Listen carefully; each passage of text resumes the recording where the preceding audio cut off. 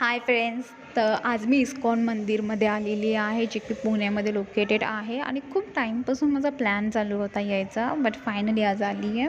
इकडे पार्किंगचीही व्यवस्था केलेली आहे. हे मंदिर ॲक्च्युली डबल फ्लोअरचं आहे. फर्स्ट फ्लोअरला त्यांचं कीर्तन वगैरे चालू असतं आणि सेकंड फ्लोअरला ॲक्च्युअल मंदिर आहे. इकडचा निसर्गही खूप छान आहे आणि इकडे आल्यावर मनाला खूप शांती मिळते. तर चला आपण आता वर जाऊन बघूया. तर मंदिराचा आतून व्ह्यू असा दिसतो. तुम्ही बघू शकतात की खूप सुंदर लाईटिंगनी वगैरे डेकोरेट केलं आहे. राधा कृष्ण गोपिया ह्यांचे पण असे चित्रकला वगैरे तुम्ही वरच्या साईडला बघू शकतात. आणि एक मूर्ती आहे. हा सर्व व्ह्यू आहे ना बाहेरच्या साईडनी आहे. प्रदक्षिणा मारताना तुम्हाला दिसेल. खूप वेगवेगळे स्टोरीज वगैरे आपल्या आहेत ते नरेट केले आहेत.